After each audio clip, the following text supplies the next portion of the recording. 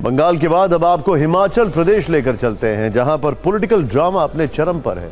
कांग्रेस आलाकमान की टेंशन बढ़ी हुई है। हिमाचल प्रदेश में पिछले 36 घंटे जबरदस्त पॉलिटिकल ड्रामा चल रहा है। इस वक्त हिमाचल प्रदेश में मुख्यमंत्री सुखविंदर सिंह सुक्खू की कुर्सी की पाए हिले हुए हैं। हिमाचल में यह राजनीतिक घटनाक्रम कल राज्यसभा चुनाव में वोटिंग के बाद शुरू हुआ। कांग्रेस के 6 विधायकों ने बीजेपी के पक्ष में क्रॉस वोटिंग की, जिसके बाद कांग्रेस उम्मीदवार अभिषेक मनु सिंह भी हार गए। ये कांग्रेस के लिए पहला झटका था, लेकिन इसके आफ्टर शॉक आज सुबह से कांग्रेस के अंदर महसूस किए जा रहे हैं। आज पूरे दिन हिमाचल प्रदेश में 5 बड़े घटनाक्रम हुए। पहला एक्शन कांग्रेस आलाकमान की तरफ से हुआ है। सियासी संकट संभालने के लिए कांग्रेस आलाकमान के 3 बड़े नेताओं को शिमला रवाना किया गया। भूपेंद्र हुड्डा, डीके शिव कुमार ने विधायकों के साथ कई मीटिंग की। दूसरा एक्शन विधानसभा स्पीकर के यहां दिखा। सरकार गिरने से बचाने के लिए मुख्यमंत्री सुक्खू क्रॉस वोटिंग करने वाले 6 विधायकों की सदस्यता रद्द करने के लिए डिस्क्वालिफिकेशन मोशन लेकर आए। डिस्क्वालिफिकेशन मोशन पर स्पीकर कुलदीप पठानिया ने सुनवाई की। इससे पहले विधानसभा में जबरदस्त हंगामा हुआ। सुक्खू सरकार ने विधानसभा में बजट पास करा लिया, लेकिन पहले बीजेपी के 15 विधायकों को विधानसभा से सस्पेंड कर दिया गया। चौथा बड़ा पॉलिटिकल घटनाक्रम सुक्खू सरकार के अंदर हुआ है। मंत्री विक्रमादित्य सिंह ने इस्तीफा दे दिया। हालांकि अब उन्हें मना लिया गया है, उन्होंने अपना इस्तीफा वापस भी ले लिया है। 5वां डेवलपमेंट सीएम सुक्खू के दावे के रूप में सामने आया है। सुबह से खबरें आ रही थी कि सुखविंदर सिंह सुक्खू ने मुख्यमंत्री पद से इस्तीफा दे दिया है, लेकिन दोपहर में सुक्खू ने इस्तीफे से इनकार कर दिया। सीएम सुक्खू ने दावा किया है कि कुछ विधायक नाराज हैं, लेकिन सरकार को खतरा नहीं है। आज सुबह जिस वक्त कांग्रेस के नेता 6 विधायकों की क्रॉस वोटिंग से हुए नुकसान का हिसाब किताब लगा रहे थे, उसी वक्त कांग्रेस के लिए दूसरी बुरी खबर आती है। सुक्खू सरकार में मंत्री और हिमाचल कांग्रेस के कद्दावर नेता विक्रमादित्य सिंह ने सुबह 11 बजे प्रेस कॉन्फ्रेंस करके इस्तीफे का ऐलान कर दिया। इस डेवलपमेंट से कांग्रेस की चिंता बढ़ गई। इसके बाद उन्हें मनाने का काम शुरू हुआ। खुद सीएम सामने आए, फिर हिमाचल प्रदेश प्रभारी राजीव शुक्ला सहित कांग्रेस पर्यवेक्षकों ने उनसे बातचीत की। थोड़ी देर पहले विक्रमादित्य सिंह फिर से सामने आते हैं और इस्तीफा वापस लेने की बात कहते हैं। मैं मानता हूं कि व्यक्ति से ज़्यादा महत्वपूर्ण जो है वो संगठन होता है, और संगठन को बनाए रखना, संगठन को मजबूत करना, that is the responsibility of every individual. इसलिए मैंने उस विषय में जो हमारे ऑब्जर्वर्स यहाँ पर आए हैं, कर्नाटका के डिप्टी चीफ मिनिस्टर आए हैं और former chief minister of Jharkhand आए हैं, छत्तीसगढ़ और हरियाणा आए हैं, उन्होंने जो भी हमसे बातें करी है in the larger interest of the party and for the unity of the party, जो मुख्यमंत्री जी ने कहा है कि हम जो मैंने आज सुबह अपने इस्तीफे की पेशकश करी थी और उन्हें उसे नकारा था, तो मैं उसको जो है प्रेस नहीं करना चाहूँगा। इससे पहले मुख्यमंत्री सुखविंदर सिंह सुक्खू ने विक्रमादित्य सिंह से बातचीत की, जिसके बाद सुक्खू ने विक्रमादित्य को छोटा भाई बताया।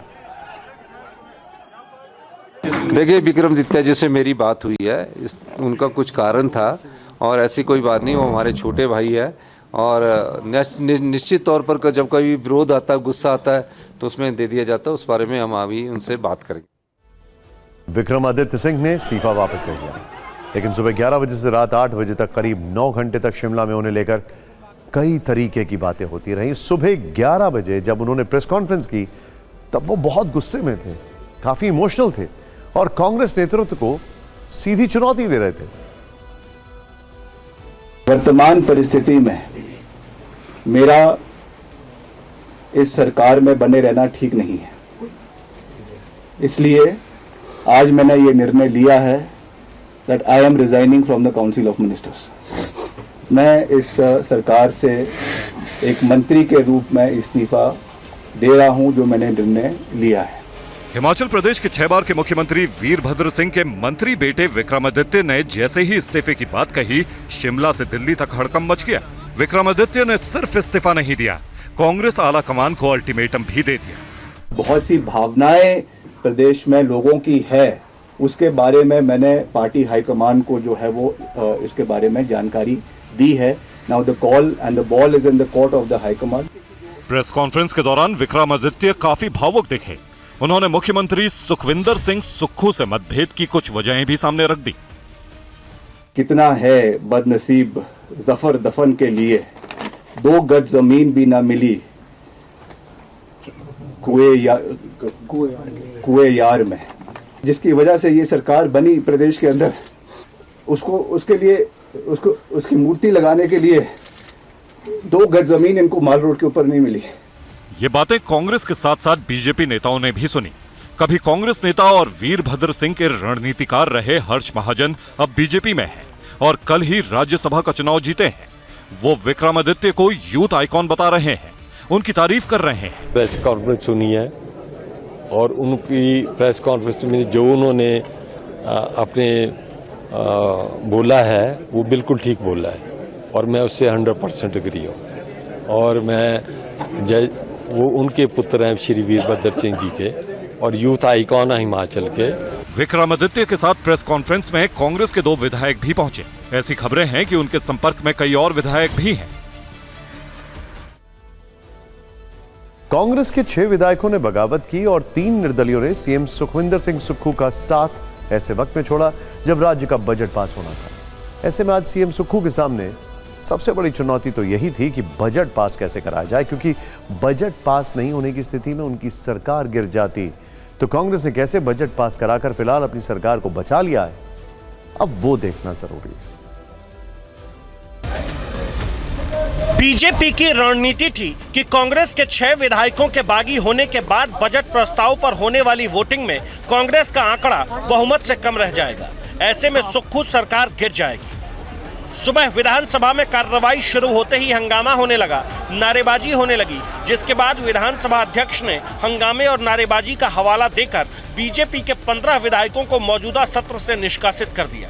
जिसके बाद निष्कासित किए गए 15 विधायक धरने पर बैठ गए। उन्हें निकालने के लिए मार्शल बुलाए गए। बात तो है कि बजट पारित करने का विषय से ज्यादा सरकार को बचाने का एक रास्ता था उनके पास, एकमात्र रास्ता, और जिसका उन्होंने उपयोग किया।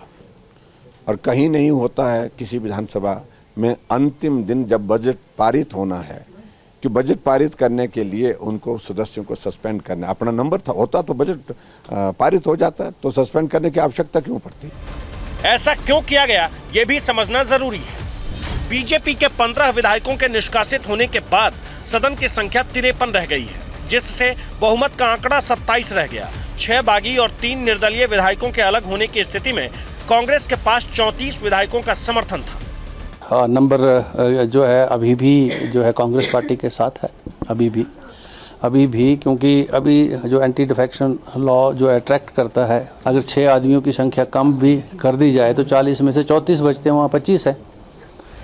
बीजेपी को अंदाजा हो चुका था कि फिलहाल सुक्खू सरकार को गिराना मुमकिन नहीं है, इसीलिए उसके बचे हुए 10 विधायकों ने वॉकआउट कर दिया। विश्वास की नहीं, मेजोरिटी विधायक अभी भी हमारे साथ ही है, लेकिन किसी कारणवश कोई मंत्री बनना चाहता था, कोई कुछ बनना चाहता था। इस कारणवश उन्होंने गुस्से में राज्यसभा के खिलाफ वोटिंग की। उसके बाद उनके किसी विधायकों के फोन भी आए कि राज्यसभा में विप नहीं लगता, लेकिन सदन की कार्रवाई में तो लगता है। आज उन 9 विधायकों को भी आना चाहिए था, भारतीय जनता पार्टी के विधायकों के साथ, जो बाहर चीख कर कह रहे हैं कि हमारे साथ मेजोरिटी थी। तो मेजोरिटी थी तो 9 विधायक तो नहीं निष्कासित थे ना। सुक्खू सरकार ने बजट पास कर लिया और इस तरह सरकार पर मंडरा रहा संकट फिलहाल के लिए टल गया। हिमाचल प्रदेश में जिस तेजी से राजनीति बदली है, उसने दिल्ली में कांग्रेस लीडरशिप की चिंता बढ़ा दी है, जो कि ऑब्वियस है। सूत्रों के मुताबिक राहुल गांधी ने इस पर मल्लिकार्जुन खड़गे से बातचीत की है। प्रियंका गांधी भी एक्टिव हुई, उन्होंने खड़गे से बातचीत की, जिसके बाद डीके शिव कुमार और भूपेंद्र हुड्डा को शिमला भेजा गया। प्रियंका गांधी ने हिमाचल के घटनाक्रम के लिए बीजेपी को जिम्मेदार बताया। सोशल मीडिया प्लेटफॉर्म पर एक पोस्ट के जरिए उन्होंने बीजेपी पर अटैक किया। लोकतंत्र में आम जनता को अपनी पसंद की सरकार चुनने का अधिकार है। हिमाचल की जनता ने अपने इसी अधिकार का इस्तेमाल किया और स्पष्ट बहुमत से कांग्रेस की सरकार बनाई। लेकिन भाजपा धन बल, एजेंसियों की ताकत और केंद्र की सत्ता का दुरुपयोग करके हिमाचल वासियों के इस अधिकार को कुचलना चाहती है। इस मकसद के लिए जिस तरह भाजपा सरकारी सुरक्षा और मशीनरी का इस्तेमाल कर रही है, वह देश के इतिहास में अभूतपूर्व है। 25 विधायकों वाली पार्टी 43 विधायकों के बहुमत को चुनौती दे रही है। इनका यह रवैया अनैतिक और असंवैधानिक है। जो भाजपा प्राकृतिक आपदा के समय प्रदेशवासियों के साथ खड़ी नहीं हुई, अब प्रदेश को राजनीतिक आपदा में धकेलना चाहती है। हिमाचल प्रदेश में जो कुछ हो रहा है उसकी गूंज TV9 भारतवर्ष के कॉन्क्लेव सत्ता सम्मेलन में भी सुनाई दी। TV9 भारतवर्ष के कॉन्क्लेव सत्ता सम्मेलन में केंद्रीय गृह मंत्री अमित शाह और कांग्रेस अध्यक्ष मल्लिकार्जुन खड़गे ने हिमाचल प्रदेश में चल रहे राजनीतिक नाटक पर क्या कुछ कहा, यह रिपोर्ट देखना जरूरी है। जिस वक्त हिमाचल प्रदेश से कांग्रेस विधायकों के बगावत की खबरें आ रही थी, TV9 भारतवर्ष के कॉन्क्लेव सत्ता सम्मेलन में कांग्रेस अध्यक्ष मल्लिकार्जुन खड़गे मौजूद थे। जब उनसे हिमाचल में मचे घमासान पर सवाल हुए तो उन्होंने इसके लिए बीजेपी पर उंगली उठा दी। सरकार चुनी हुई गवर्नमेंट को उनको आस दिलाकर अगर ले जाती है, बनी हुई सरकार को तोड़ती है, तो ये कौन सी डेमोक्रेसी है? इससे पहले भी ऐसा ही हुआ। मध्य प्रदेश में, कर्नाटक में हुआ, मणिपुर में हुआ, गोवा में हुआ। हर जगह अगर आप चुन के नहीं आते तो इनडायरेक्टली फिर उनको पकड़ के किसी न किसी दृष्टि से उनको अंदर डाल के या डरा के, धमका के, आस दिखा के ये अगर काम करते हैं तो ये डेमोक्रेसी है। खड़गे के बाद TV9 भारतवर्ष के कॉन्क्लेव सत्ता सम्मेलन में केंद्रीय गृह मंत्री अमित शाह से हमने हिमाचल प्रदेश के सियासी डेवलपमेंट पर सवाल पूछा। हम हिमाचल की बात कर रहे हैं, वो भी कोई रणनीति का हिस्सा है? नहीं, इसमें कोई रणनीति नहीं है। वो पूरी कांग्रेस में बिखराव है, पूरे इंडिया गठबंधन में बिखराव है। वो अपने कुनबे को भी ठीक नहीं रख सकते। मैं नहीं मानता इसमें विरोधियों की कोई बड़ी कला कारीगरी है।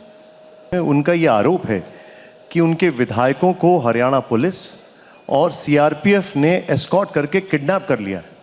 ऐसा है, मतदान विधानसभा के अंदर हुआ है, असेंबली चल रही है, कोई कैसे किडनैप कर पाएगा? क्या बचकाना बात कर रहे हैं? मेरी समझ में नहीं आ रहा है किस तरह से लोग राजनीति कर रहे हैं। आपके वोट चले गए, आपके विधायक चले गए और आपको मालूम भी नहीं है। हिमाचल में सरकार बचाने के लिए कांग्रेस ने आज 2 दांव चलेंगे।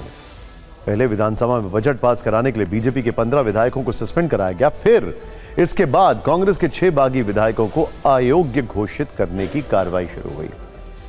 दरअसल 6 विधायकों को अयोग्य घोषित करने से विधानसभा में कुल विधायकों की संख्या घटकर 62 रह जाएगी। इस तरह बहुमत के लिए सिर्फ 32 विधायकों की जरूरत होगी, जबकि कांग्रेस के पास इस वक्त 34 विधायक हैं। यानी 6 विधायकों के अयोग्य होते ही कांग्रेस सरकार से बड़ा खतरा टल जाएगा।